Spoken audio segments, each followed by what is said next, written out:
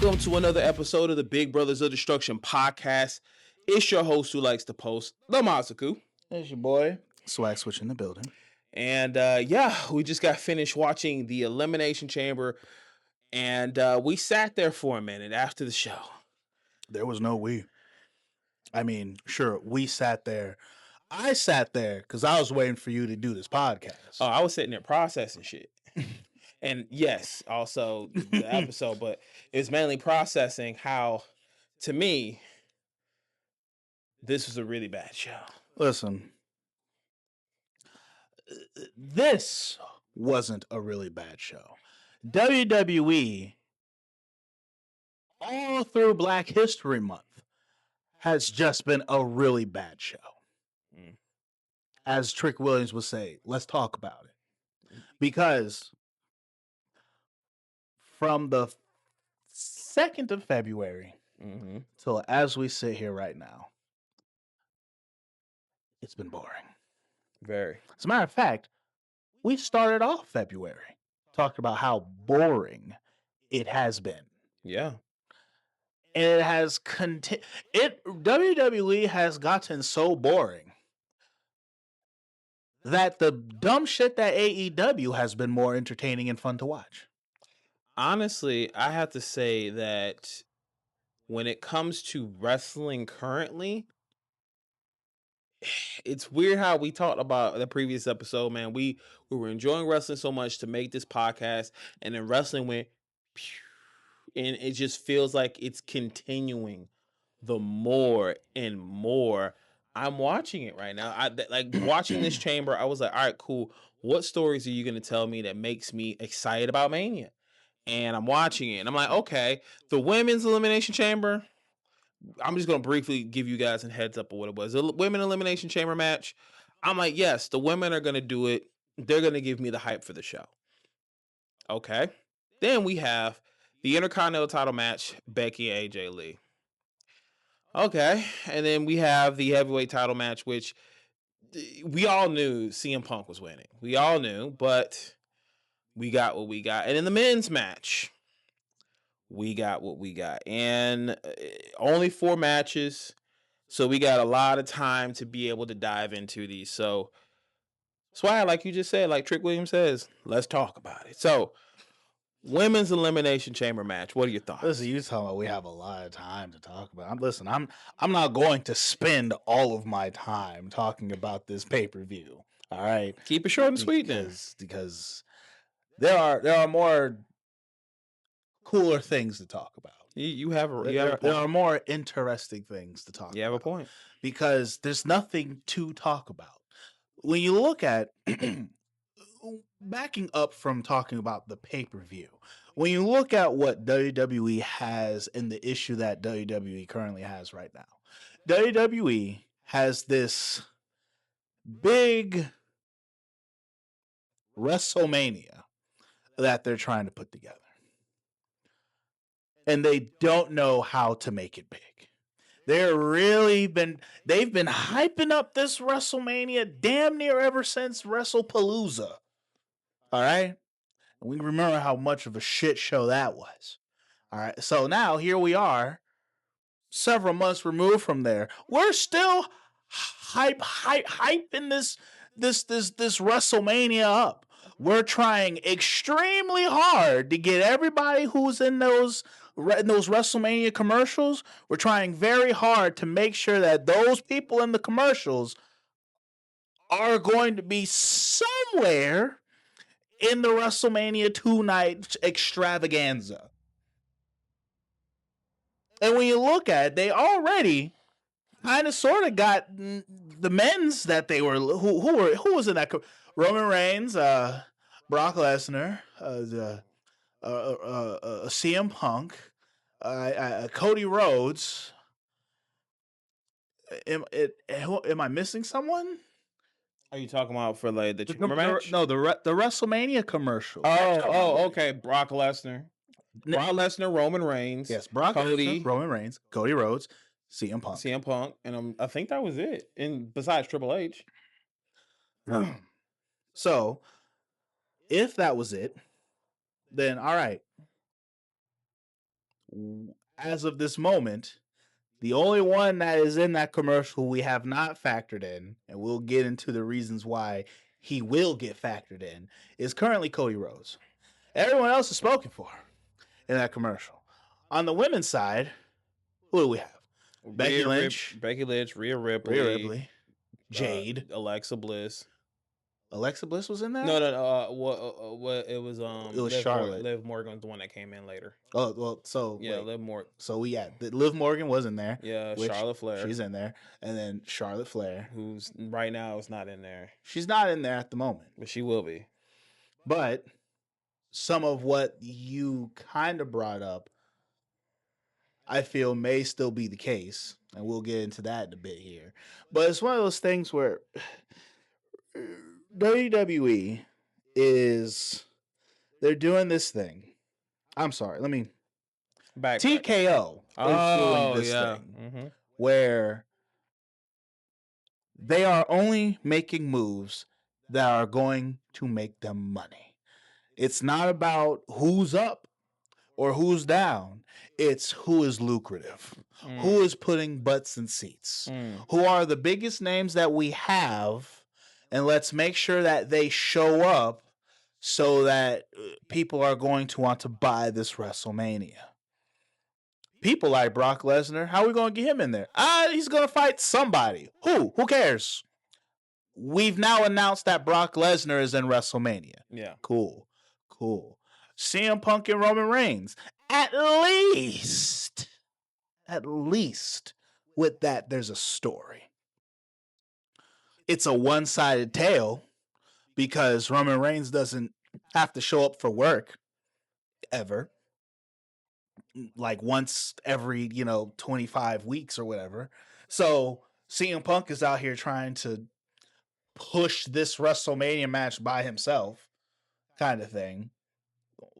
But isn't that kind of, are we used to stuff like that? We're so used to stuff like that, where it's a celebrity match, and technically, Roman is not a celebrity in that sense. He's technically a full-time wrestler. He's not a full time. You see, I did that. So, because of that, we got to do stuff like have CM Punk carry. We've had this happen so many times in feuds recently.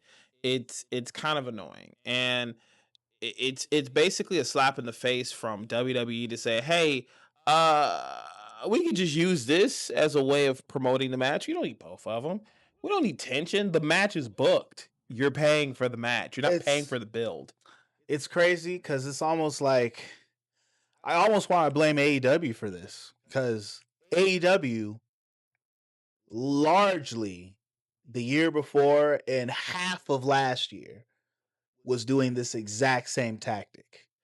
Now, the only difference is AEW was doing it with people who have half the star power of the mid-card roster of WWE. Yeah. Which, it failed for them. For WWE, it's not necessarily failing, and the only reason why it's not failing is literally because it's WWE, and they're using the tactic better because they're doing it with people who actually have star power. But even then, right now, WrestleMania is the shits. It is not just the shits, but WrestleMania is trying to scramble and trying to do everything they can to make the consumers, us, y'all, buy tickets in Vegas. Because we've heard the shit that they've been doing. That if you're in Vegas, the only place you're going to be watching wrestling is either in the arena where WrestleMania is at, or in your hotel room where WrestleMania is at. Because apparently they're not showing them in the bars, which I think is crazy. How do you even govern that? Apparently, they have to. So certain places, just like in fighting game tournaments, you get licensed to be able to say like, hey, you can showcase our product here. And because places do have the rights to say where their product's being shown. So like, NBA, all those, they give people rights, So I think WWE's created that monopoly to say like, hey, these areas can show our product, right? And now they're like, actually no, because we know that if people know they can go to a bar and be in Vegas and want to see or be in the presence of Mania, fuck that. You gotta buy a ticket to come see our product. It's shitty business, but they're realizing that Mania, nobody's buying a fucking ticket right now. Nobody cares about going to WrestleMania right now. No one has the ability to put double a mortgage payment on going to Mania. Nigga, double a mortgage payment. That's not a mortgage payment. That's buying a fucking house, dog. I mean, What are you talking about? I'm 30. We've had this 32, comma, not 3,2. No, 32, comma. regardless One night. is regardless, it's a lot of goddamn money to do it, and for anybody to say, yeah, the company is making you pay that money to go watch Mania. They're making you pay that. And it's like, no. You want to see CM Punk versus Roman Reigns? Nigga, you gotta pay 32,000. And I actually I misspoke. That 32,000 is for both nights. Let me not be silly. But still, the fact of the matter is ridiculous. So cut that 32,000 in half, and that's for one night, which is still a lot. Yeah. Let me see here. 32. What is half? That of would be 32? that would be 1,000. No. 12,000. Okay. That's what I thought. 16,000. 16,000. 16,000. Yeah, because that would be fam. The car that I have right outside this building right now was just $1,000 more. Yup. So that should tell you everything you need to know about Mania.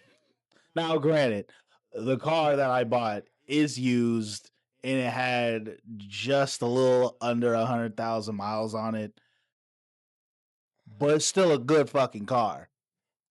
To get back to this women's chamber match, we got Rhea Ripley, Alexa Bliss, Asuka, Kiana James, Tiffany Stratton, and who else? Did I miss anybody?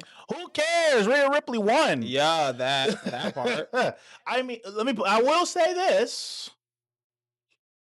Shout out for Kiana James. Yes, to get this match. Look at you out here. She was getting it. Getting your fucking pay-per-view payday and shit. Yeah, she was getting it.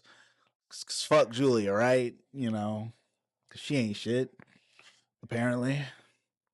I mean, I'm not saying it. Everyone else is saying it. The IWC is saying it. The people who are running the roster saying it. That they're all saying it. I like Julia. I do too. She's great. I do too. Reba Dirty all day. But you know, she ain't good enough to be on a pay-per-view. Apparently. But to say again, when I was looking at this match, I said, "Yo, I know the women will show the fuck out." Boy, this was a very phoned-in match, and I feel like all the ladies was like, "All right, they're going to Mania. All right, so who's winning the match? All right, ladies, Rhea's winning the match," and they probably was just like, all right, well, we got to go to work. So what are we going to do? And I felt like a lot of it was phoned in. And there wasn't really much creativity. I mean, yes, Kiana had some big up moments on, Tiff. And it made her look good. But, like, besides Raquel and the Power Slam spot, do you remember any other highlights? Are you talking about when Raquel pinned No, she used a power slam somebody through the glass of the chamber. I mean, so the reason why that doesn't do anything for me is because the elimination chamber that we were talking about earlier, the one that Eric Bischoff created. Mm-hmm. doesn't exist anymore. Mm. As you was talking about how, like, you know, he should get paid for them using the Elimination Chamber. Mm-hmm. That once upon a time I would have agreed, but the Elimination Chamber isn't the one that he created anymore. Mm-hmm. It's, you know, it's safer. It's beyond safe. It's straight off of Sesame Street. You know so you're saying it's the toy edition? Very much so, Mm. bro. Like we used to have at least slightly real glass. Yeah, it do be. Now it's folding immediately. It's plastic now. Like that's folding immediately. That's not fucking. Remember back when it was like, you know, you had to actually tackle somebody. They was all like bulletproof plexiglass. It's plastic. Now it's full plastic. Like the only thing that's still the same that's on the chamber, and even then they folded that too. No. The chains. The chains are the only things I feel that are still real. Yeah. That the only things that are still, well, outside of the actual, just there still being at least chambers in there, you know, the only other thing that is still original to the Elimination Chamber is the chain length walls. That's what I'm talking about. Kind of thing. Like that's the only thing but it's like everything else is like, you know, especially once you notice the ground was just like, oh, this is just a mat now. It's not any slam is like, oh, I mean, that's just a normal slam. Yeah, and you know what? Sure, I can get it. Yeah, as a wrestling fan, you want your wrestlers to be safe. You want them, sure, whatever, but fuck that. But also at the same time, I feel like because of a stipulation like this, it shouldn't be an every year thing. And to keep it as strong as it is, like, hey guys, we're going in the chamber. You know what I'm saying? Like that. So I don't even have a problem with it being an every year thing. But I think that's because you're getting it so many times that you have to make it safe, because it's just like, if we're going to go in this match every year rather than situational, I feel like, you know what I'm saying? No, absolutely not. No. Okay. That I don't see that being. You feel like it still will be plastic? No, I don't see that as an excuse to make it plastic. Just because it's every year. Just like let me put it this way. The Elimination Chamber is, if we were to compare it to Hell in a Cell, right? How there used to be a Hell in a Cell pay-per-view kind of deal. I would say what you're saying to Hell in a Cell about it not being an every year type thing, like it shouldn't be a pay-per-view that happens every time. That much, yes, because that makes the Hell in a Cell lose its danger value kind of thing. Also, it's because, and maybe this is me thinking in old ways here, but it's also because a Hell in a Cell should happen when a rivalry specifically calls for it and its necessary needs to happen. Yeah. All right. The Elimination Chamber, where it is currently at right now, with where they're using it, I think it's fine because since we have 2 heavyweight titles, it's a stipulation to get a match going for Mania. We have one that gets picked from the Royal Rumble, and that's perfectly good. But then, if we want to have some kind of way to figure out some fun, fantastical, extra way to get another road to WrestleMania, the Elimination Chamber is fine for that. Now, what is killing the Elimination Chamber, at least how it was for this year, is the fact that there was no real shock value. Not even that. There wasn't, but that's not the reason why this Elimination Chamber was bad. It's because there was no real hefty, thick, stick your teeth into it story. Going into this women's Elimination Chamber, Tiffany Stratton she's just there. Okay. Fucking Asuka is just there. There's no real story going on with Asuka into the Elimination Chamber. Sure, Asuka and Rhea have their little thing that they've been doing because they're fighting for the love of Io. But even then, when you watch the Elimination Chamber, where was their interaction that represented that? It didn't happen. It was, as a matter of fact, I feel, especially with how we brought Asuka back, I feel like the Elimination Chamber devalued her with the way she got eliminated. Yeah, that totally did. Totally did. She got double pinned on top of the new girl. Yep. And it's like, oh, so that's what we think about Asuka. Yeah, right? apparently that's what they think about Asuka. Because it's like, and this is what I was saying before, where where we both was like, it's either Tiffy or Rhea, right? And I felt like, okay, maybe not Rhea, because what you can do at Mania is you could do a women's title match, a 4-way or something, whereas Rhea and Io, and the Kabuki Warriors, Nia and Lash, and then the Best Friends, all right? Like, you could do that. That's the Mania match, right? But then for the tag team titles. Yeah, for the tag team title. But then I was like, okay, so then now the rumor is true that they are saving Io and Julia for Mania. Because now, as Rhea has her title match. Wait, that's a rumor? That is a rumor. Yeah. So they saved there was a match between Julia and Io recently, and so they're saving it. So that's why they did that. So the rumor is they're saving it for Mania. Which, if that's the case, that is cool, I guess. But it would explain why Rhea she's doing her own thing now again. And yes, they'll probably be a tag team, but they may be more of a friendship bond tag team rather than we're always doing tag team matches, because you got to put Rhea back. Friendship bond, nigga, they fucking. Listen, I kid you not, a friend of mine, a homegirl that I do run D&D with, right? I explained, because one of her characters has a lot of Rhea Ripley energy, and I explained to her, because they don't watch wrestling, so I explained to her who Rhea Ripley was, showed her pictures, showed her like a couple promos and everything, and they're like, oh yeah, no, I fucks with Rhea. So I more recently was relating to a situation that her characters have in relations to Rhea and Io Sky. And I showed them all of the stuff, all of the evidence that is out there. And she was all like, yeah, they're definitely fucking.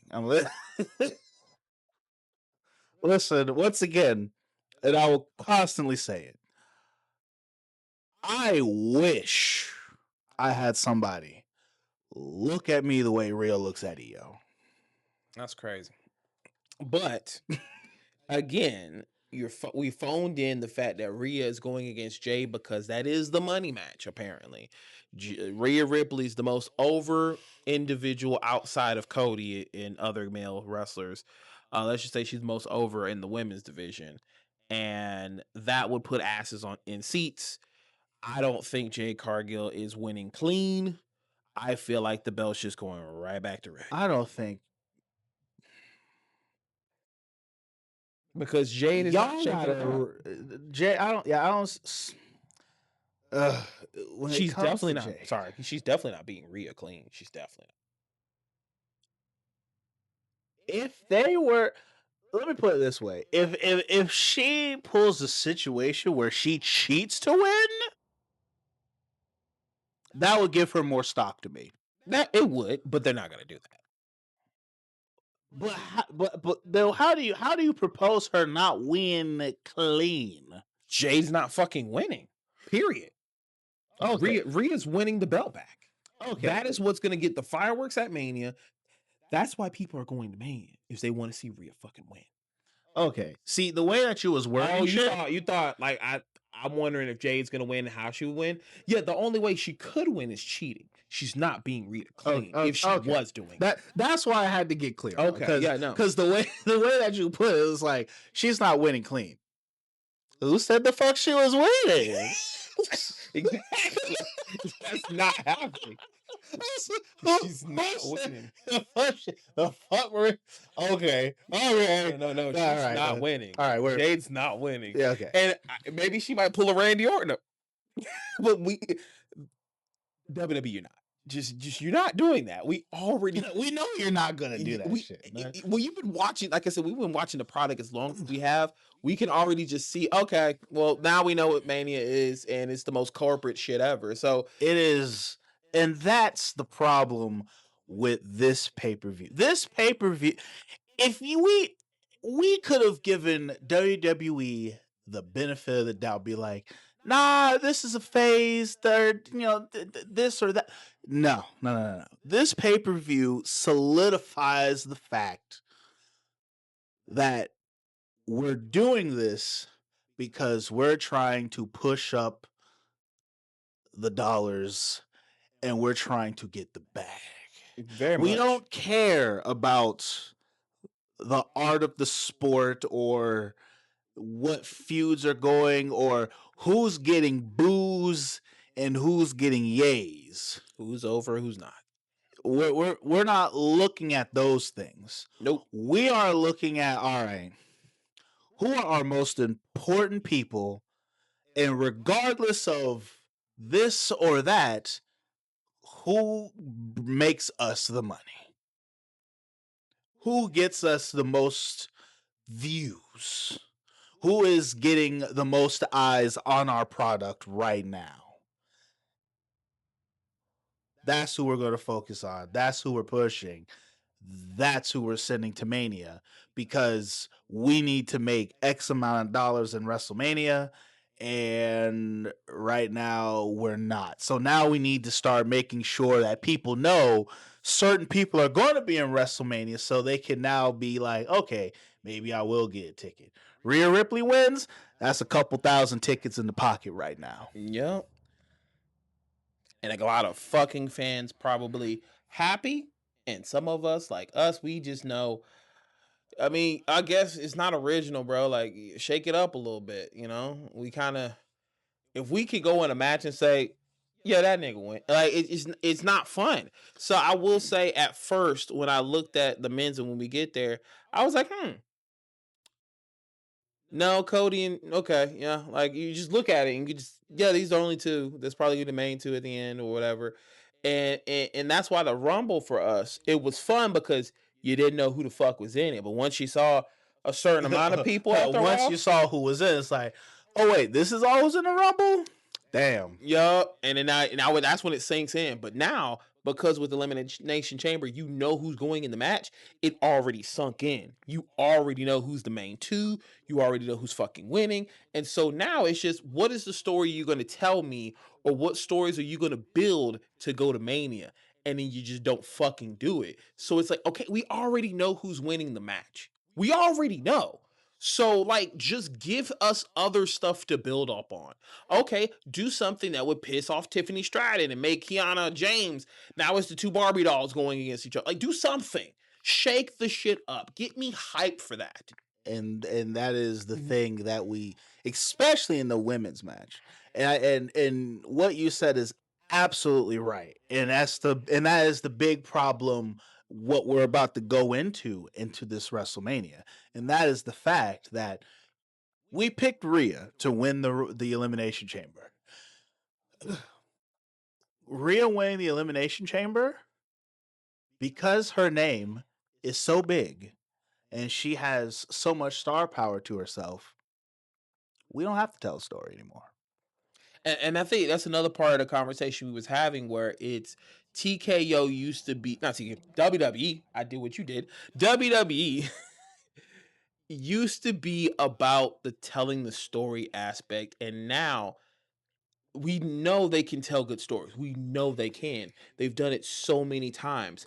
But now it's just like, nigga, we don't want to, though. Yes, and it's so apparent right now. The fact, like, storytelling is easy. Very much so. And it's not like they don't have the components to tell a story.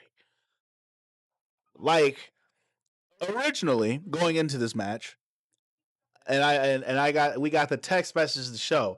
I was like, it's either going to be Rhea and Tiffy who wins. And the reason why I picked Tiffy to win is because there is a story there. Because Tiffy and Jade, as a matter of fact, Jade took the title from Tiffany Stratton. And so I'm like, okay, they're going to revisit that whole thing. And then I remembered, oh, we're not booking for story. We're booking for money. We're booking to see who's going to be the big money match. What was it that you said? The wrestling fan in me would love to see this. Yes, the podcast in me, listen, says that. I mean, when it comes when it comes to the females match, the wrestling fan in me, it would have been torn between Asuka or what's her name? Miss Tahana fucking Raquel. I really wanted it to be Liv versus Raquel. I really was like, there is an interesting situation you could have did with that. Being like, yo, if Raquel would have won the belt from Stephanie Valkyrie, and then, you know, remember the whole thing Liv's been doing, like, who are you gonna pick? Who are you gonna pick? Who are you gonna pick? Mm-hmm. And then imagine, instead of that Stephanie Valkyrie like part where she like hit her, imagine. Which that shit was crazy. Well, bro, the way she decked her with the fucking god. Yeah. Well, it's a step so the shit. Like, bro, not even that. It's just like the way she beat her down after that was like, Jay is just like, that shit ain't got nothing to do. Yeah, she ain't got nothing to do with me though. Like, you got out of the ring and I just watched her get beat up. So, but like, imagine if that was Raquel. And Raquel's holding the belt. She's like, I know my friend ain't gonna do this. And then the reveal of the turn or whatever it was, that would have been a bigger pop than that punch, because we all fucking knew it. It definitely wasn't gonna be Jade, because now you're gonna tell me Liv Morgan's gonna go against Jade. She's not winning that clean. And if you did make her win clean, what the fuck are you doing with Jade Cargill? Well, I mean, the real reason why that wouldn't have worked is because there's no story. Not even the story's fact. It heel on heel doesn't give you shit. It doesn't. And AEW can show you how heel on heel fights give you nothing. Yeah. But the other bit to that, because I would not have been mad. Granted, it's not what would have been kosher for the WWE. That would have been a big discus lariat. But the thing is, her versus Jade, the only reason why that would have been kind of okay is because of the fact that in my mind, this is going to push Judgment Day to finally disband. That, I feel like that would have been with the Raquel thing if they did that, though.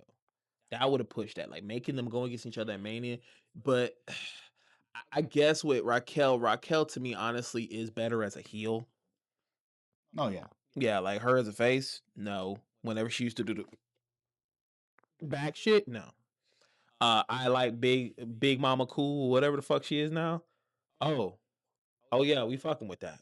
You don't remember the thing she used to come out to the ring and show her back? No, I don't. Well, that's also that was her ring taunt. Oh yeah, no, I didn't really. When she first came up to the main roster, I was not watching wrestling. Oh, okay, valid.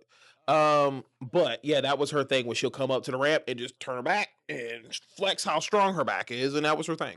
And I was just like, okay, so like you got a strong back.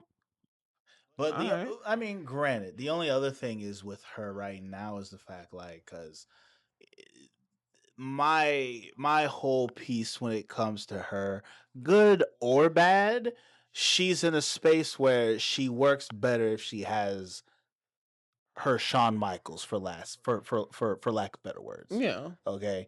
Like, I don't want to put the diesel stank on her. She put it on herself. I mean, yeah, she did, but it's like I don't want to further do the damage, but we all know how Diesel turned out after he was by himself.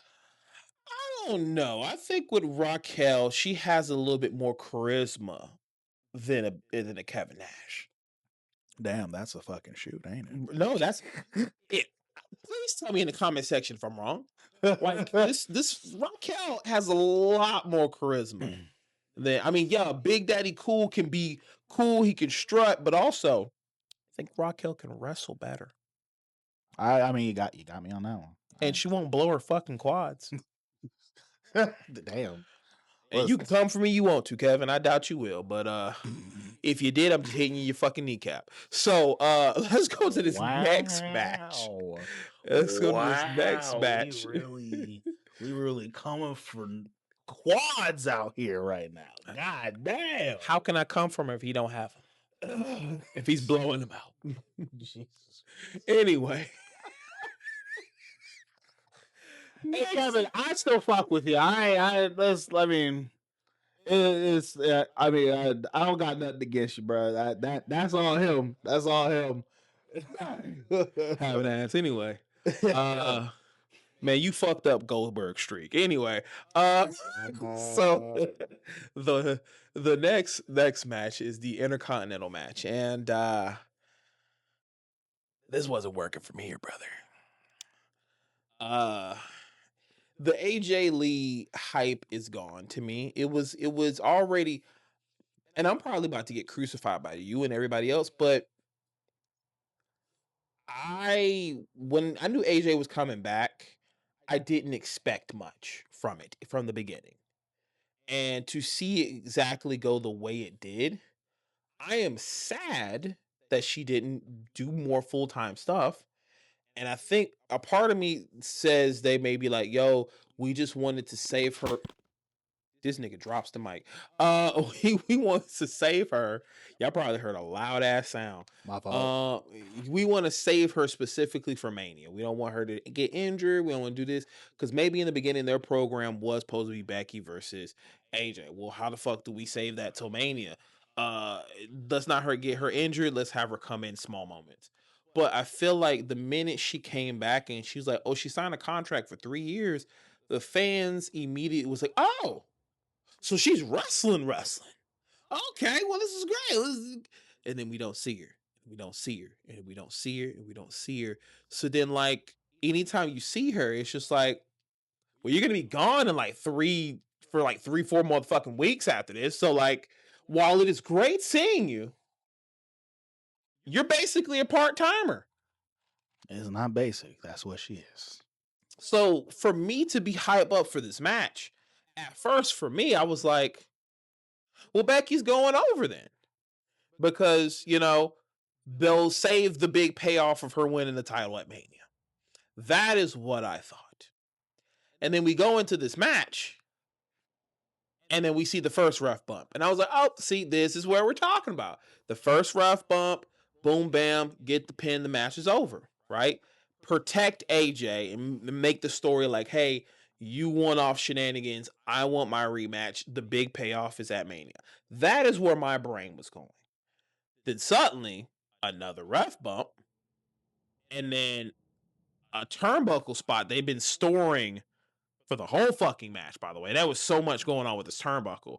It was like, all right, we're going to make a match where the theme is the minute I hit the turnbuckle, the match is over. Okay? Because think about it. The turnbuckle was exposed damn near at the beginning of the match. And then it was like, oh, I'm going to do this. Oh, I'm going to do that. And then the ref gets the pad to put the back. How many times have you seen a ref go for the fucking pad to put it back on? Damn near never. Hold on. There have been situations. But when they do that, the ref bump is coming. It's purposely the ref bump. Okay, sure. Yeah. I mean, duh. Yeah.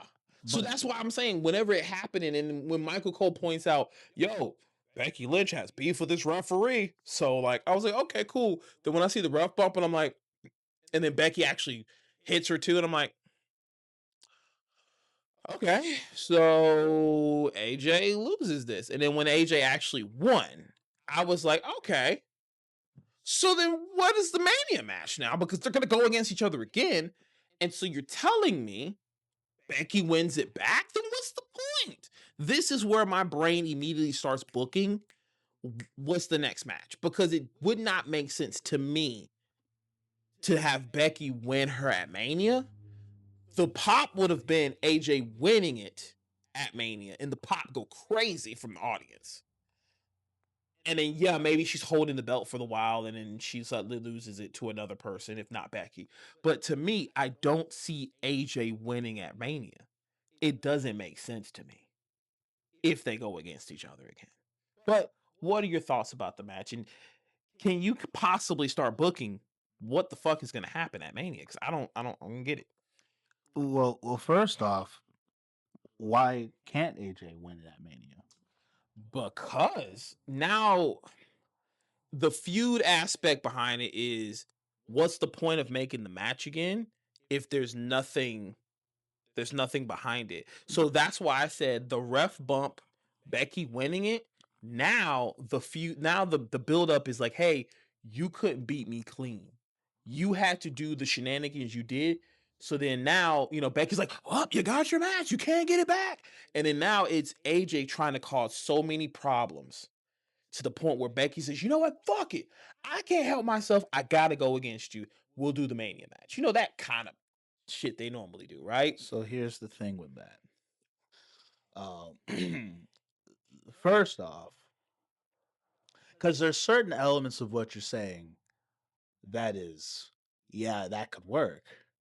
But the reason why AJ Lee wins tonight is because it would be stupid to have her now. Because let me back up. When you look at this rivalry, okay, the only person who has been bothered by this is Becky Lynch. Mm-hmm. All right. Becky Lynch has been bitching and moaning and hating that AJ Lee's here, and AJ Lee has been her problem. AJ Lee don't actually give a fuck. But because Becky gives a fuck so much, AJ is like, all right, fine, I'll humor you. I'll give a fuck, and I'll make shit worse for you for the time being.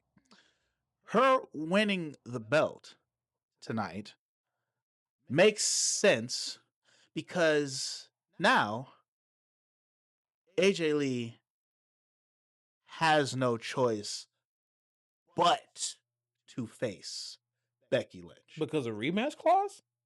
Yes. But then that's the lamest situation then. But hold on, because you also said some things that are going to make sense and are also going to bring it up. She quote unquote didn't win clean because of the whatchamacallit. So then Becky's gonna throw that out there. And then there's also the fact that she won the match with the referee that hates her. So she's going to bring that piece up. Those things that you said. Becky Lynch is going to bitch and moan so hard to the point, outside of the fact that she does have a rematch clause, she's going to bitch and moan, and she's going to cause something to happen where, when they fight at WrestleMania, it has to be a no holds barred. A referee won't have anything to do with who wins. Last man standing, maybe. Hell in a Cell, street fight, whatever. It's going to be it has to be a stipulation match because now Becky is going to lose her ever godforsaking mind. It's kind of sort of what you said with the whole thing that instead of it being AJ It's just reverse. poking the bear, making Becky Lynch challenge her for the title again, instead of doing that, it's just going to be her being like, no, we're going to run this back, but we're going to run this back my way, and blah, blah, blah, because Sports Illustrated says it and everyone else says it, kind of thing. Now, when we get to WrestleMania, I still see AJ Lee winning. But here's and if it happens, then basically the IC title then goes in hiatus. It goes on hiatus, and you may be like, yeah, that's the corporate booking situation, but like, yeah, and that's the part I'm saying that sucks. I don't want that. I don't want that as a wrestling fan. No wrestling fan wants a belt not to be on the front. Asses. You're right. And where you book as a podcaster, I book as a fucking fan, because there's a point in me that even though I'm in a very abusive relationship with WWE, and I'm just really hoping my partner at some point just changes their mind and maybe listens to me and hears my thoughts and care about me and maybe take me out on a date and wow me every once in a while. And it just says, no, fuck you. I'm eating chicken nuggets. Okay. Do you want chicken nuggets or not? It's like, well, you don't want to wow me every once in a while. Do something special. Take me out. Make me feel good. Give me something to look forward to. No, bitch, we going to McDonald's and we get in chicken nuggets. You go because they're corporate. Listen, and it's best bang for your buck. Listen, I have to. It's one of those things where it's all like, I get it. However, I don't let it control me. Like, trust me, I'm there. All right. Let me put it this way. I only have enough energy to put my time into one of these products. All right. To complain and do my bitching and moaning about so you saying, to high heaven with. So you saying we got multiple bitches and WWE's the main bitch? Maybe. Honestly, I don't even know who the main is right now. Like, the roster is really. Listen. I look at WWE and I'm at the point like, they're not going to change. So instead of me fighting against it, I'm just going to go with the flow. Now, AEW, however, and maybe I shouldn't feel this way, but I'm like, man, I really feel that if AEW just stopped being fucking stupid, then maybe AEW might actually get some shit going. AEW is the girl you be like, bro, I can change her. Maybe that is true. Maybe change her, bro. Maybe AEW is that girl that I'm just like, bro, I swear to God, I could change her. If I can just let AEW understand that the Death Riders is fucking stupid, the tweener Death Riders going up again, and then you guys not, if they could just get it through their brains. You feel like you're going to get her culture, bro. You want to take her out. If they can drop this dumb shit with Darby Allin right now and send Gabe Kidd back to fucking New Japan, because New Japan needs you more than AEW does. He don't want to be there now, apparently, which is wild. They saying he's trying to get out there to be in AEW full time, which that to me as a wrestling fan pisses me off when anybody says, "Yo, the best wrestling is here," and then you're like, but you're trying to sign a contract with AEW. Huh. That's wild. And that's what I'm saying. Like, that's the stuff that pisses me off as a wrestling fan. But I get it. You're trying to eat. You're trying to eat, and you're trying to put the back of the company that has employed you. But when a wrestler does that, and then like a month later, it's like, oh, but I actually want to go to WWE though. You're like, bro, remember 2 months ago we was all like, damn, I think New Japan about to be it. I mean, New Japan is doing good. It's to my knowledge, I'm getting to see more of Yuto, Ice, and they still champions, bro. They still kicking ass. I mean, I'm still there for that. I mean, yes, but what else are you there for? I am still seeing where the reign of Tsuji is gonna be, because I have a friend of mine on Facebook who he's the next best thing in wrestling. He's the greatest thing. Like he's fucking he's toilet swirling. Oh, backstage mayhem, toilet swirling. Tsuji hard on Facebook, and I'm just that's a crazy place to be. It is. That's a real crazy place to be. It is whenever your fucking gimmick is your smile. Like I fuck with the Gene Blaster guy, okay? I fucks with him. However, like it's almost like it's like when you look at the other people who've held that title, and AJ Styles, and how were able to elevate the company when they held the titles at those particular times. Omega. Oh, Zack Sabre Jr.? I mean, I have to say, in that particular case, sure, but like, fuck that guy. but it's one of those things where I feel it's like New Japan.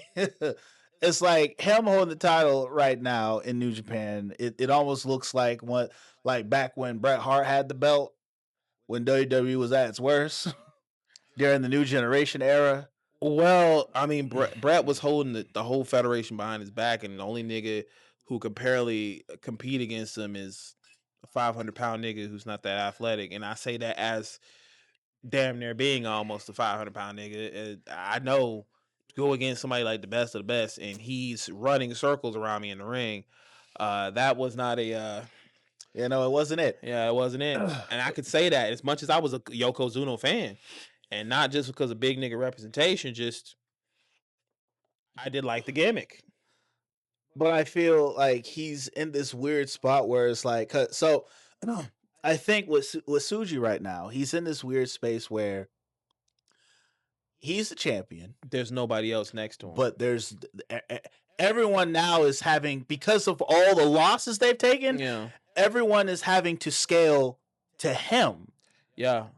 Well, I mean, there's nobody that's next to him. And that's why with the Jake Lee situation, I know we're getting too far off.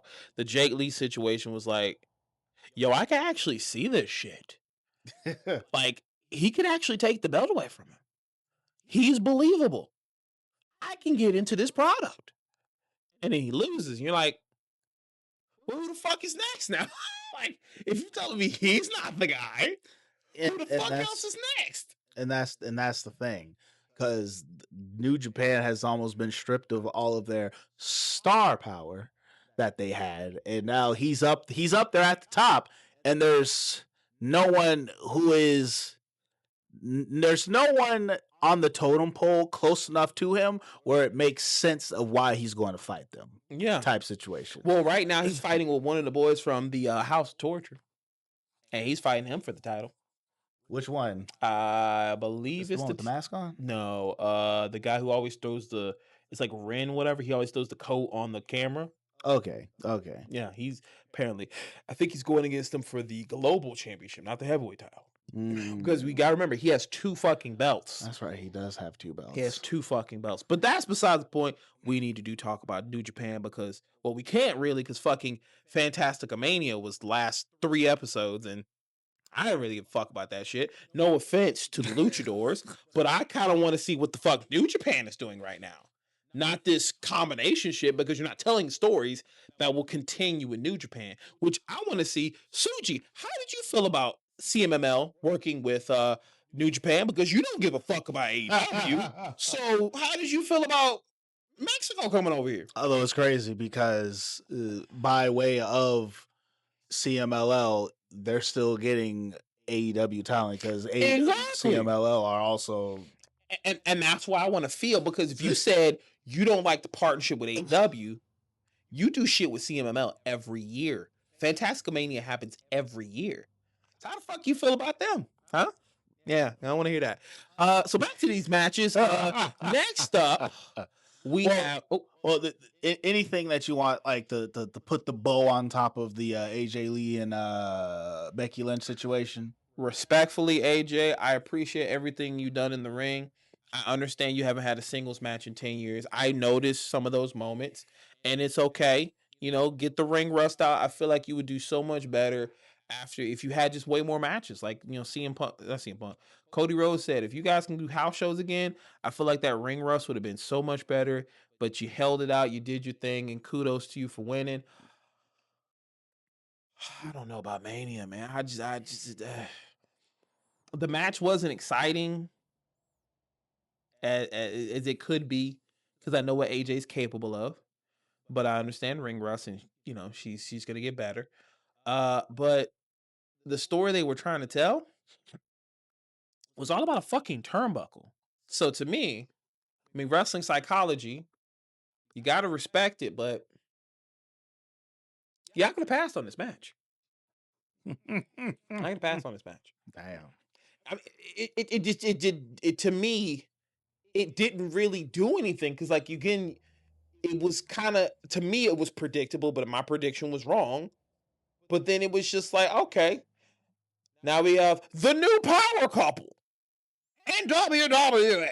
Now, if you're talking about a match that we could have passed on and was extremely predictable, yes, this match, because unlike the AJ Lee and Becky Lynch match, this match literally does nothing. There is no story coming out of this match. There's nothing to look forward to after this match. There's no, oh man, what are we going to see when we watch Raw next tomorrow days? Roman Reigns. Like there was nothing that came out of this match.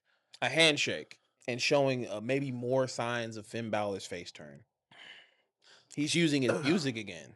But the problem for me is the fact, like, sure, he's doing this face turn, but like, it even if he's doing this, it's not it didn't push shit. There was not one mention of anything Judgment Day. In my mind, the way that I saw this going down was that Dominic and Judgment Day were going to come down there anyway, get involved. He's going to get upset and be like, no, I don't want your help, leave. And then he's going to lose the match. And now we have the rebirth and the recreating of the tension that we've been having on and off with Judgment Day. Oh, you didn't know? Dominic Mysterio's handling Omos right now. He got bigger fish to fry. Oh, no, I did not know that. Yeah, Vantango has employed Omos. In AAA. Yeah. Now, there's a part of me that I thought that was already known. But in a recent promo, it was just, Dom is talking to Oboy and Omos. What you gonna talk to me like that? And talk to him like that. So, oh, okay, yeah. And I saw that, and it was in Spanish because I was like, you know what? Why don't I watch? Omos knows Spanish? No, Dominic was speaking to Fandango. Oh, okay. Yeah. And he was speaking in Spanish, and that's when Omos said, "Whatever you got to say to him, you can say it to me in English." Okay. Yeah. So that's what I saw, and I was like, "Oh, so that's the program." Yeah. Finn, whatever you doing, he got this big ass 3 foot in front of him right now. He kind of got to concentrate. So, that's where my brain went. But we all know the reason why this pay-per-view, these two matches were the way they were. It's because CM Punk's in fucking Chicago. And because of that, we got to get him the full Bulls entrance, which at first when they was doing it, I was like, is he coming out to his old ROH music? Because they put it in the game. So I was like, oh, maybe WWE might be pulling an AEW for a minute. And hey, we bought the rights to use this song for this one entrance. And he's back in Chicago. And I thought for a second, oh, that would be dope. And then it's the Bulls intro, and they give him the full Bull intro of him walking out as if he was Michael Jordan. And they even called him their Michael Jordan. And then he does the entrance, and the match happens. And I will give this much. I love how I can see this. Here's the thing about a CM Punk. He's a guy, I know I think he's in his 50s now, right? It's 49? He's in his 40s. Okay. I do. I'm not. I didn't mean to age you that far. It's just I wasn't too sure. I just went with a number. But CM Punk is the kind of wrestler that he could be probably 55 and still doing this because his style doesn't require as much physicality as younger bucks. He can go from technical to a brawler and it would still fit him. Like if he had to lower his capabilities because his body can't do certain things, the things that AJ Styles was like, hey, I'm stopping wrestling because once I did this move, I was like, ooh, Can't do that no more. Yeah, I'm not in my physical peak anymore. CM Punk could still do that and not have to work because he don't have really a lot of high risk moves. But I say all that to say is, man, to see CM Punk go down to this ring, go against Finn Balor. It was a very slow match in the beginning, and it started to pick up. And then there was a point where Finn does the coup de grace, and I was like, well, yeah, he's kicking out. And then picks back up and hits him with the knee, transition, go to sleep. 1, 2, 3. And so I was like, all right, well, that's the match. And then Finn's like, hey, could you shake my hand? Is it what is this about? Is there gonna be something happen? Judgment Day? Nothing. Just like you said, nothing happens. And then they shake hands and it's a sign of respect. So it's like, okay. So then what was the point of the fucking match? To make Finn a face now? I figured that would be done with a turn. Not with a handshake. He's pulling some Jon Moxley shit. Because he's in a heel faction doing face shit. Is he not? You really must hate Finn Balor. Yes, nigga. For you. Am I wrong, though? Did Jon Moxley not do that during the Continental Classic after he won that shit? Here's the difference. All right. Because there are aspects of what you're saying that is kind of there, but where you're incorrect in is the fact that no, he's not pulling a Jon Moxley. Because when Finn Balor first did his little bit of face stuff, everybody in Judgment Day was like, Finn, what the fuck are you doing? Oh, so you're saying because the squad is not calling it out for Jon Moxley? So the difference here, Finn Balor did the first thing, and then Liv Morgan was all like, Finn, the fuck are you doing? He's trying to get in your head. Stop that. We're your family. All right. And then he started doing some heel shit. Then all of a sudden, CM Punk gets back to him. He's like, bro, fuck these other guys you with, because you're better than that. And instead of letting them attack, he's like, wait, don't do that. And then he goes on to being like, nah, I need to handle CM Punk on my own. No one liked that he did that. All right. And then tonight, he shakes his hand. Okay. Now, what would have been great to really give us some good story is that, maybe we got something. Now, we did not watch the pre-show, but I'm pretty certain that nothing. Well, I don't know, because something did happen on the pre-show that we did miss, and we'll get to that. Okay. But like, though we don't know what happened on the pre-show, as we're talking about this, we can probably assume that the Judgment Day is going to have something to say about Finn Balor shaking CM Punk's hand. We can assume. Only because things have led up to that. Yes. Then we go to AEW.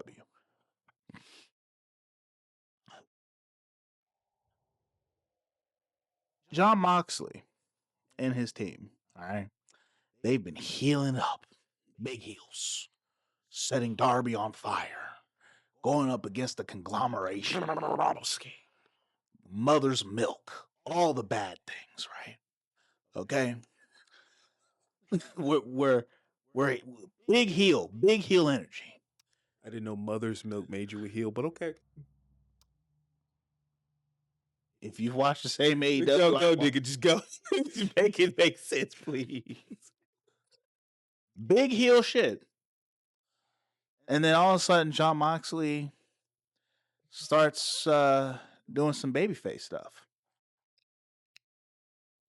What does the Death Riders do? They stand in the ring as he's giving that babyface promo. And they applaud. Just for them to, in the same night, go and do more heel shit. Jon Moxley continues to go around and doing babyface stuff. while the rest of the team is still doing heel shit. However, when Jon Moxley comes out to the ring, they follow him like nothing's happening, like nothing's wrong. Okay, you have a point. Oh, we ain't done yet. Because then Wheeler Yuta loses the match. And he's like, nah, I ain't going to get my hair cut.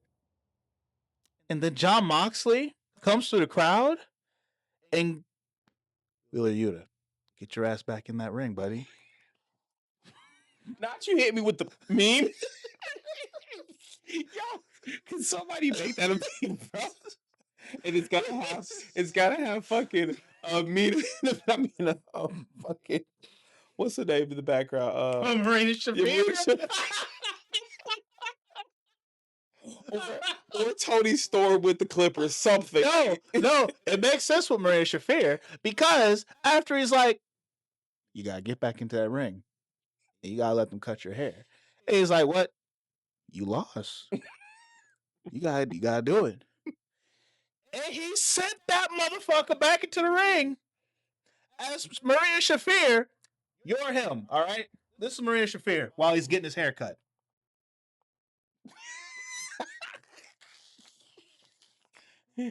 Wow, and Marina Shafir just standing there holding his hand. It's okay, buddy. You lost. It's all right, though. We'll be okay.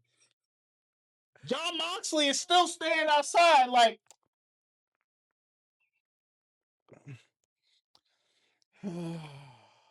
Don't disrespect Finn Balor like that.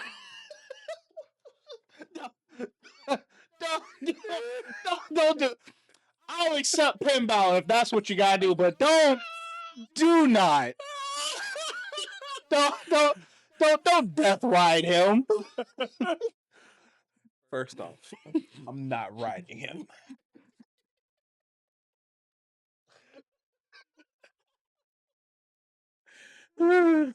Elimination Chamber match for the boys. Elimination Chamber match for the men was mid, as the great word of MJF. Very mid. So we have Logan Paul, Randy Orton, Cody Rhodes, Javon Evans, Tricky, Big Trick Willie, and LA Knight. Trick Williams' entrance was something of legend. I hate how Netflix try to cut us off from watching. It was like, nigga, this is too much shine. It's too much shine, nigga. Like Trick Williams' entrance tonight was flawless. I love that shit. That shit was great. So, a couple of things with this Elimination Chamber. I agree. Extremely mid. I feel they had it's like they had all of this potential in the ring to make it a great match, and whoever the producer was, Jesse James Road Dogg, probably. Damn, don't disrespect. Bruh. Do you not remember what he did to AJ and Shinsuke Nakamura? Listen, the ball kick. I feel that there was so much potential to make like this Elimination Chamber like buck wild. When you look at the type of people who we had in there, like I feel like Javon Evans didn't bounce at all. He did that shooting star press and got kicked the fuck out. That was it. He got like one big bouncy spot. He didn't even get a chance to do nothing off he made the entrance and climbed the cage itself, and then he was like, okay, so he should be doing some bouncy shit, like bounce off the he thing. He was barely bouncy tonight. So he barely bounced. He got his OG cutter reversed.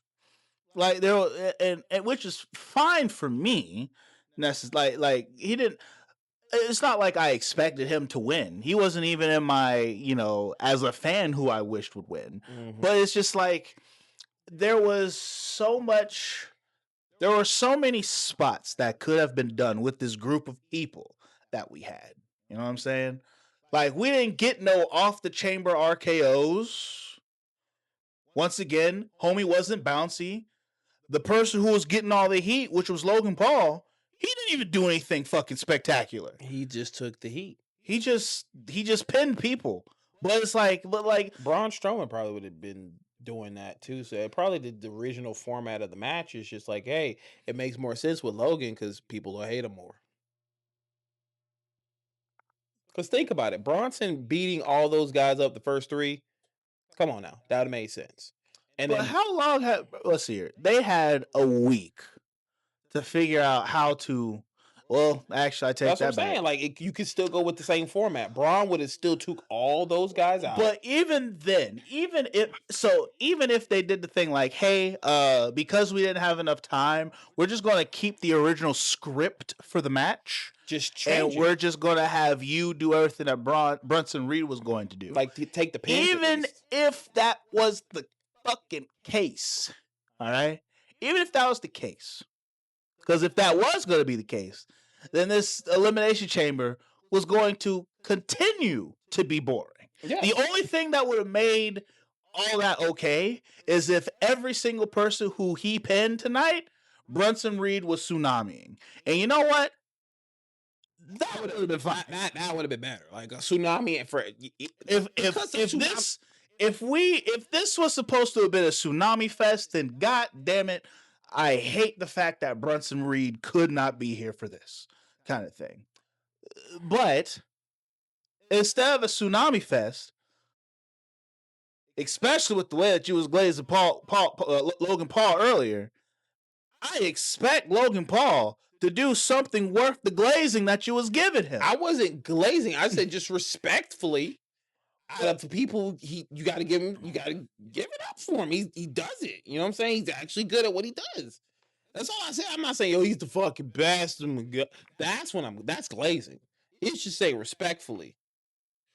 But it's like that's besides the point. The issue for me with that match is the fact that when you got people like Randy Orton in the spots that you can get out of him, Javon Evans, okay, bouncy, off the top rope stuff, high flyer, okay. Just with those two, there's so much more excitement that should have happened in this match, and absolutely none of it happened. None of it. The closest to feeling like there was going to be excitement, sure, we threw Logan Paul off the thing to do a crossbody to a couple of people on the ground. Who cares? We see that in regular matches outside of a cage. It's whatevs. All right. The comparison to that is when you see someone do a crossbody off the top rope to someone outside the ring. Whatever. Okay. And then we got a BFT on the top of the cage thing. But then after that, nothing came of them being up there. They just kind of rolled off and continued. There was nothing. Which then at the end of it all goes back down to what we've been saying this whole time. When we talking about when we knew Cody, it was either Cody or Randy Orton?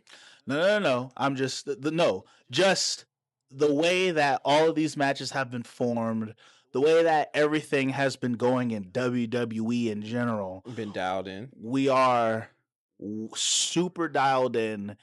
Not even hyper safe. We are whatever you would want to consider the next step after hyper. Baby proof. Yes. I'm talking safety locks on the fucking furniture. We have the fucking gate up, and we put the foam wrappings around the sharp edges, and we put the little plug things in the little plug sockets so we don't stick our fingers in it. That's where we're at on WWE right now. So you're telling me the Attitude Era was the Rugrats?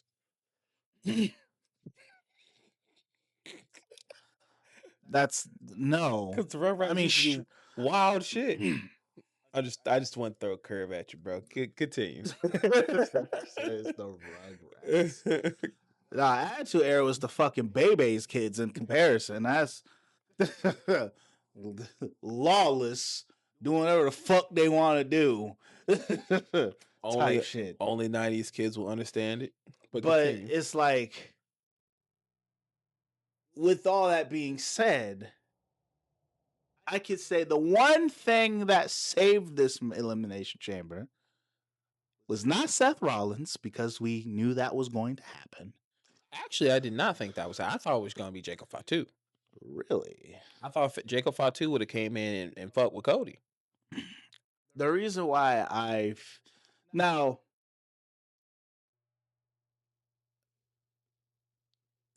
I can understand why you would think that, but the only reason why I did not think Jacob Fatu is because Jacob Fatu don't care about Cody no more. He's mad because literally the night before, Jacob Fatu got screwed over by Drew McIntyre. Jacob Fatu only wants Drew right now. You don't care. Well, and even with that, then when Drew was out there, you would have figured Jacob Fatu would have came up and start beating his ass. But instead, they chose the option of, oh, actually, we're just gonna RKO him, Crossroad RKO. Well, see, the other reason why I did not think that particular bit would have happened, because like Drew McIntyre coming out, I would say I did not completely the Drew McIntyre coming out was a surprise. Fatu coming out would have meant that WWE actually cared about story. And I already made that mistake once tonight. I made the mistake 4 times, which is way too many. Yes, because you're way too many. Actually, I take it back. The Becky and AJ Lee match. I'm not gonna pull a Michael Cole. The Becky and AJ Lee's match. That was automatic. Like I already know what the fuck this is. It's not gonna be. It's not gonna be great for me. I don't really care for this. No offense to the ladies. I love both of you. You both were great. It's just I knew that this was just a match. I knew there was nothing crazy gonna happen. It was a cheap pop match. It was a cheap pop match. And let's call a spade a spade. Let's just call it what it is. It's a cheap pop match that should have happened already.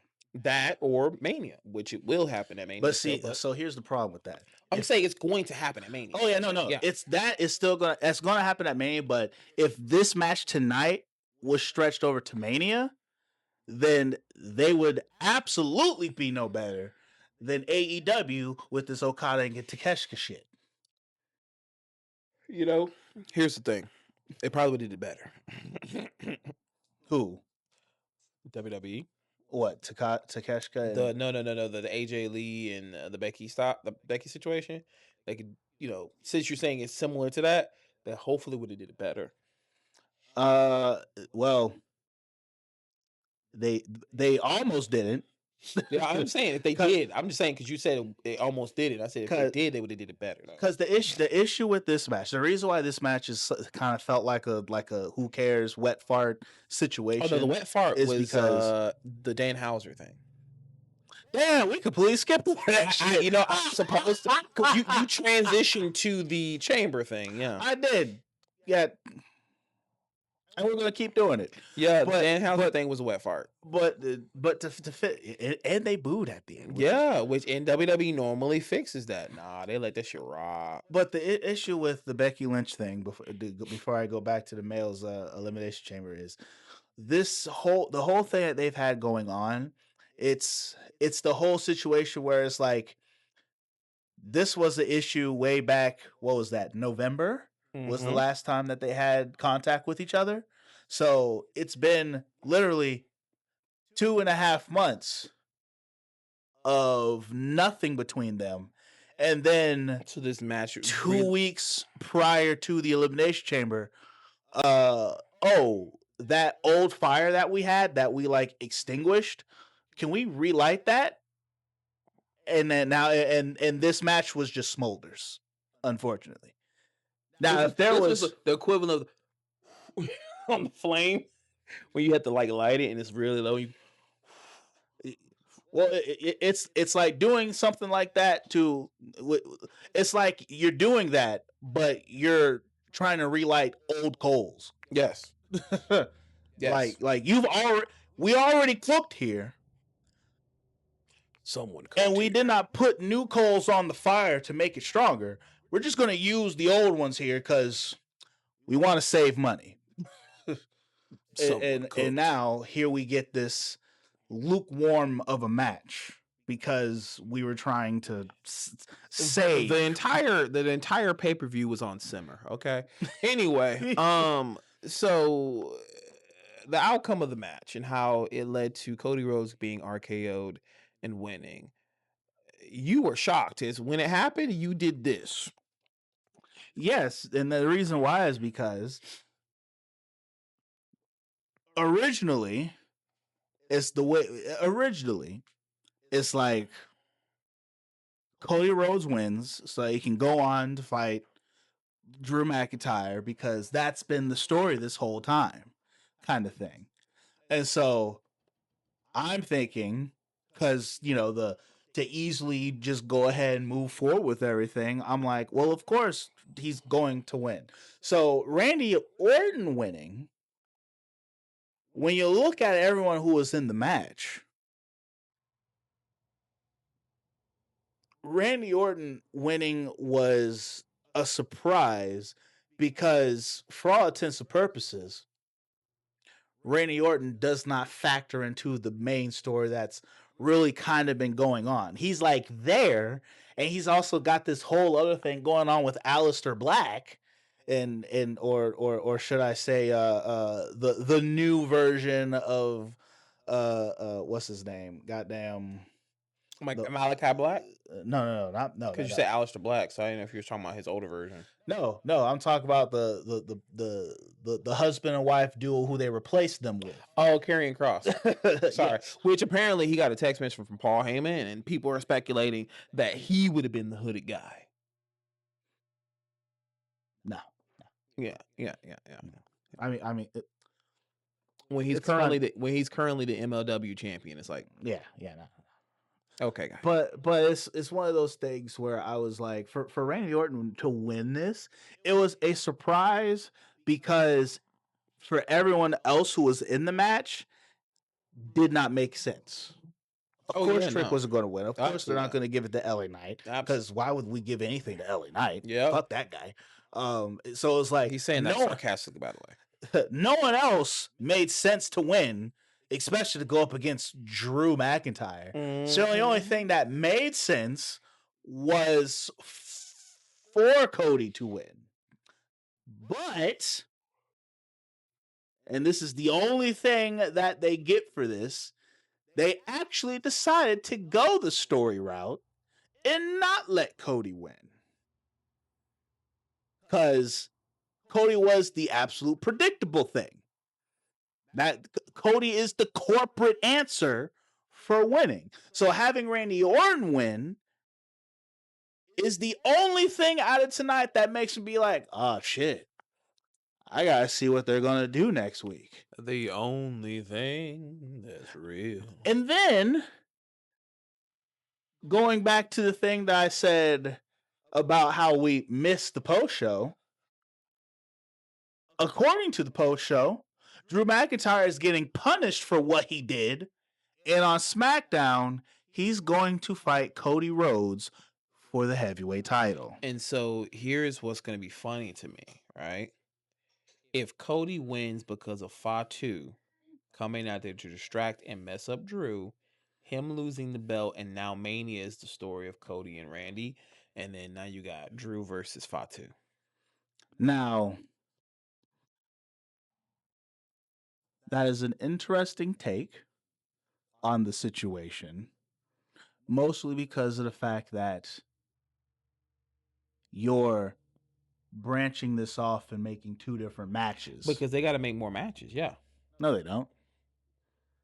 So what is Mania currently for night 1 or night 2? Besides, in no particular order, we currently have 4 matches already. 2 heavyweight titles, the 2 women's titles. Yeah. That's enough for one night. You know how we do this now. Yeah. That is enough for one night. It's Mania, and it's like 5 hours, and you know how that is. So yes, that is 5 hours of nothing. Do you not remember the last time we watched Mania? I'm not saying that. I'm just saying that it had like over 6 to 7 matches. No, it didn't. How many matches last Mania had then? Last Mania, there was like 4 matches each night. I'm gonna have to look at that again. 4 matches. Sounds crazy for like a 3 to 4 hour fucking special. Yes, yes, it fucking I'm was. about to check that. You should probably go rewatch our episode when we watched Mania. We was all like, "This is ass." I ain't forget about that. At that time, I was like, this has to be one of the worst Manias ever. This Mania was absolute donkey shit. And now we're getting ready to say that for this coming up. Oh, yes. Listen, this WrestleMania is going to say, "Hey, yo, hold my beer." So yeah, we already have 4 matches, and that is enough for one WrestleMania already. So we don't have to split it. And so, granted, I like yours better because then we get our Cody and Randy Orton, and then we get Drew and fucking Fatu. But instead, how I raise it, especially as soon as I heard that, be a Danhauser match. Wait, what? Yeah, he's probably gonna be a comedy match or something. Oh yeah, he's gonna be at somebody like with a. Why else would we give this big? I wish they would give this whole. They're gonna put him, and they don't put him in. They're gonna put him in a ring with Joe Hendry, Mystery Iguana, and it's gonna be power. It's gonna be who's the most overmatch from their gimmick. And the problem is, it'll be the most talked about match, and you're gonna hate it. And yeah, because you made it. You say his name. You will have done it to yourself, nigga. You will have done it to yourself. You have to sit there and watch it. And then afterwards, I don't have headsets on, but I'm definitely doing the FBI. That's just that. Like, I would totally be like, if I hear the announcement, or just see a build of them in a match, and all of a sudden, it has been official. Bro, you got to do the power by yourself. You do the power by yourself, nigga. I can't do this no more, bro. I'll practice. I was like, bro, I can't do this no more. Well, it was a good run. What was the other match I said? And I was like, bro, if they do this match, I'm done with. What was it? You said Danhauser would get a heavyweight title match before fucking before Trick Williams. Yeah. And I said, nigga, if they do that, I'm hanging up my boots. Matter of fact, I'm breaking up with WWE. I'm pulling a John Cena's. I'm breaking up this abusive relationship. No, I'm out. Officially and forever. I'd be like, TKO, you won. All right. You really wanted my money, and now you have lost my. I don't even have a subscription to your shit. No, you just lost everything, bro. I can't defend you no more. So here's what I'm saying honestly, I would prefer your idea. But what I think is going to happen. 4-way match? Is, yes. That's my first thought, though. The way that I see it happening is Drew and Cody are going to have their match. And it's going to be a disqualification. Because someone just can't keep their hands off of Drew. And it's going to fight, which is then it's going to be like, now Cody Rhodes is all like, I've been screwed out of a title match and all this other stuff. And there's probably going to be some fighting with all of that. And the Wolf is going to have his claim to the fact that, well, Drew screwed my chances out of the Elimination Chamber and I would have dog walked all of y'all and all this other stuff, which is obviously going to make Randy Orton mad because Randy Orton's like, bitch, I won that match. I don't know what you're talking about. So now he's going to have no choice but to do what we did last year and reward horrible behavior and give them all a fucking match. And it's going to be a 4-way match for the WWE title. And who wins at that point? Cody Rhodes, obviously. So I don't know. We said that shit tonight. And who got RKO'd? Yes, this is true. But this is also WrestleMania. I don't think the quarterback needs the belt right now. I think it's like this. Unfortunately, with Cody Rhodes, him going for the title is more exciting than when he finally gets it. Because when he gets it, bro, his programs are not good. I don't blame him for that though. Yeah, I don't either. But that's what I'm saying. Not right now. I don't. For me, when you're actually making the main roster exciting again. So that's why he's going to win at WrestleMania, because that's never going to happen. So that's Unless you put the belt on Big Trick Willie. And because that's not going to happen, Cody Rhodes is going to go to WrestleMania and he's going to win this title. My curiosity is what's going to happen with Trick Williams and Javon Evans. Like, what is the rest of this roster going to do now? Like, I'm curious, what else do we have left for everything else? Nothing, which is why Cody Rhodes is going to go to WrestleMania. He's going to win the title back. And that's the way TKO wants it. Well, again, we can go back to saying that this show was mid, very, very mid. And we can put it to say that I'm not looking forward to the rest of this road to WrestleMania. Not looking forward to it. Guys, what are your thoughts? I definitely would love to hear from you guys. I know we have some people who comment and make their opinions about specific points in what we bring up in the show. But I would love to hear you guys' opinions on where the fuck does WWE go? And we have insider knowledge, a little bit of like even the people working there are like, man, this ain't gonna be good. Nah, it's a poop show. It's Very gonna be much. ass. And if anything, I guess it'll be fun to watch it unfold. Maybe. I mean, there's always AEW though, right? Right? No. Your tour. Anyway, I'm gonna be looking forward to some New Japan stuff when they go back to their product. But I don't know, man. I don't know what to look forward to right now. Wrestling is just, it's rough. Very Everywhere. It's rough. hard rough. But do you got any final thoughts about this pay-per-view besides it being mid?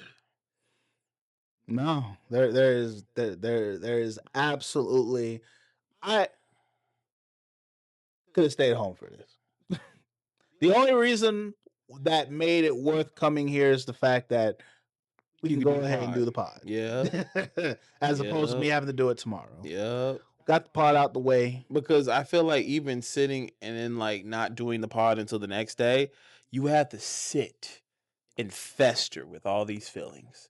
And then I think the pod would have probably been just like, oh, we probably would have been a lot more negative if we would have had more time than what we had already to sit and stew on this pay-per-view. Yeah, no. At this point, let's pay more attention to TNA and goddamn AEW. Oh, I'm definitely not paying attention to TNA, but what? Mike Santana and his homeboy who's fired? Yeah, no, that dumb Coming out shit. there So and- he never was fired because he's not fucking fired, and so you're not making. He's still technically fired. Yeah. And then he's gonna didn't come out there with no music. And I think the issue is he's gonna get a match with Mike Santana, and then he wins the belt, and then he's like, "Well, now I'm the champion, so you gotta sign me again." They have to hire him back because yes, because it makes no fucking sense. Yes, I really hope. Only for Santana's sake, I hope they don't, because like Santana got the belt. He hasn't defended it yet. He has not actually defended his title. No, he defended. I thought he defended it against Frankie again. Thought he got it and he defended it like as a rematch clause. Oh, well, I could have sworn. No, you're correct. They did fight twice. I just didn't accept that. Yeah, because it was shit. But I mean, the match was not horrible. They just overbooked. But yes, that's you can overcook something and it still be shit. You can undercook something and it still be shit.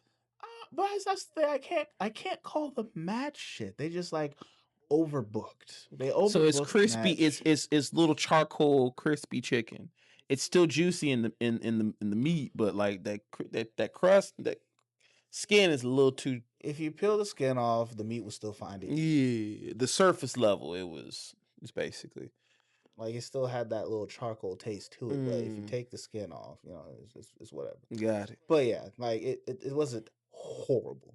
Now the pay per view itself, that's another story.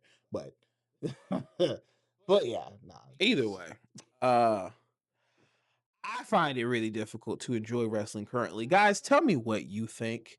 Do you feel like wrestling is at its peak right now? Did you enjoy the pay per view? Did you feel like there was purpose behind it? Let us know your thoughts in the You comments feel like wrestling because is peak right now. oh, Jeez. I want to peek and find something else. Let me look over the horizon. Please give me something. If that's the case, you better start going to these indie shows, buddy boy. I'm trying to go to one of them with y'all. Yeah. You know what I'm saying? I want to go to one, y'all. I just never find out until like, oh yeah, we just did a show, and I'm like, my nigga.